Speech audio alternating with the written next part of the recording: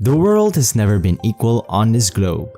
The fact remains that only 3% of the world's wealth is controlled by 70% of the population. The wealth of the 8 richest people, in contrast, is equivalent to that of the poorest 47% of the world's population. Contrary to popular belief, the top 1% isn't as wealthy as they may appear. You can count yourself among the top 1% if you only need a net worth of $700,000. Although that sum is undoubtedly large, it is not even $1 million.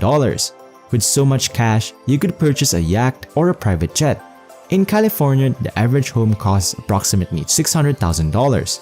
Thus, every homeowner in California can regard himself or herself as a member of the top 1%. The top 1%, the billionaire club, are those who are purchasing these huge yachts and traveling in private aircraft. There are more than 2,200 billionaires in the US as of 2018, and their total wealth exceeds $9.1 trillion. That surpasses the GDP of whole countries in some of the most developed nations on the planet, such as Japan, Germany, or the United Kingdom. And what's even more alarming is that the amount of wealth under the grip of billionaires has only increased. Their total net worth was less than $1 trillion in 2000. By 2013, it had risen to $7.67 trillion, and by 2018, it had risen to nearly $9 trillion.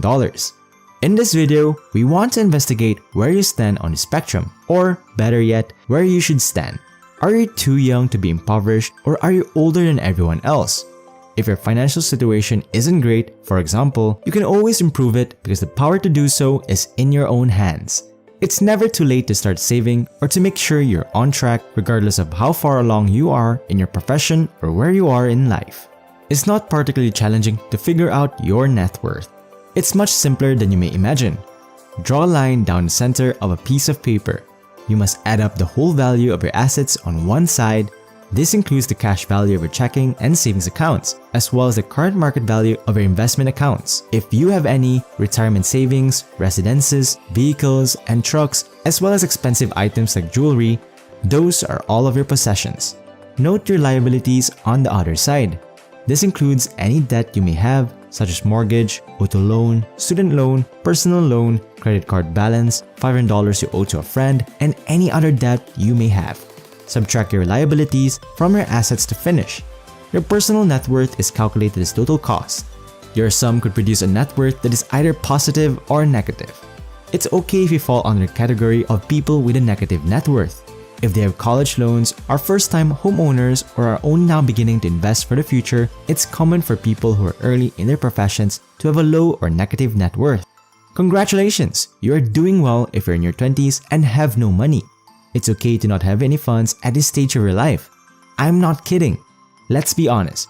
Your part-time employment would hardly be enough to cover expenses if you're a college student with student debt, let alone pay it off.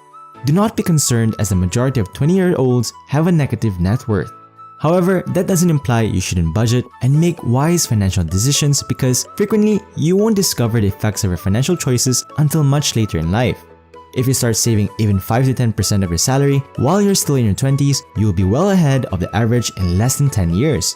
You should have at least 6 months of your income set up as an emergency fund by the time you're in your 30s if you want to be at least okay. If you use a typical household income, that comes to roughly $31,000. However, if you want to stand out from other boys, you need to save up at least a year's worth of wages. Emergencies do occur, and occasionally they even result in bankruptcies. Numerous thousands of people declare bankruptcy as a result of unforeseen medical expenses. So be cautious. Your average family net worth in the United States under the age of 35 as of 2016 was $76,200, according to the Fed. The median is substantially lower at $11,100 because a small fraction of wealthy Americans distorted this figure, making it inaccurate. It's simple to accomplish that. This figure is so low because even though typical people may have assets like a home and a car, their debts from student loans and mortgages would outweigh them. Don't worry, once you start paying off your mortgage and student loans, your net worth will increase quickly. In a perfect world, by the time you reach your 40s, you should have saved at least 3 times your annual salary. For example, if you make $100,000, your figure is $300,000. However, most people find that extremely impractical.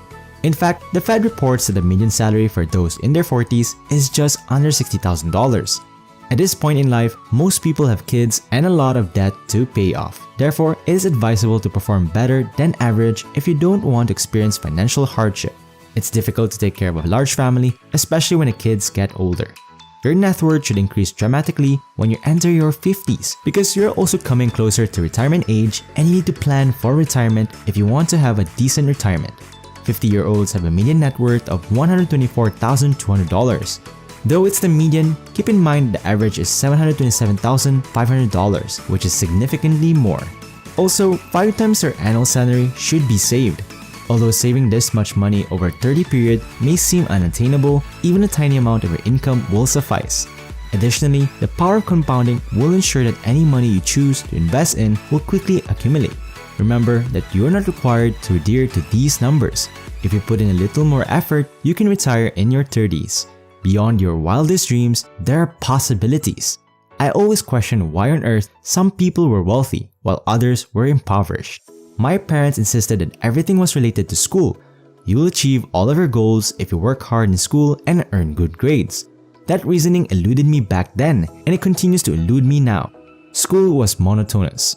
I made an effort to study, but I was never motivated to do well in school. Today though, things have changed. The path to financial success is more obvious than ever. Even if you lack access to the richest people's knowledge or are too lazy to study books, everything on the internet is comprehensible and easy to understand. You already have it. You won't become wealthy by relying solely on money. Year after year, the value of your money will decrease. Having assets that keep paying off is where true wealth is hidden. You will only become richer thanks to the power of compounding. 7% on $1,000 might not seem like much, but then again, generating $70 from investment each year isn't much either. However, $700,000 represents 70% of $10 million. Building the basis for your wealth is incredibly challenging, but once you do, it starts to grow on its own. Most people find it challenging to forego short-term pleasures in favor of financial security in the long run. Even if you earn 6 figures, you could need to live on a very strict budget. As of 2018, the average median household income in the United States was slightly more than $61,000. Long-term returns on investments in the stock market are proven to be guaranteed at 10%, so you can guarantee yourself the typical household income with an investment of just over $600,000 and avoid working a single day of your life. Of course, that is only in theory, as humans must strive to give their lives some sort of purpose, but you get the point. Nobody can claim ignorance of the principle of wealth creation. To maximize the potential of compounding, it's important to start as soon as feasible. It may seem absurd to focus too much on your 40s and 50s when you're in your 20s, but it is important to consider how quickly the past year has gone by. How about the last 10 years? Consider how affluent you would be today if you had started in 2010. Since time cannot be turned back, there is no purpose in harboring regrets about the past. However, you can choose differently now. That's all for now. We hope you enjoyed yourselves and learned something new. If you did, don't forget to hit the like and subscribe button so you don't miss any of our videos. Click on our previous videos and learn 4 investor tips you should use, or click on Good Debt versus Bad Debt to keep your knowledge growing.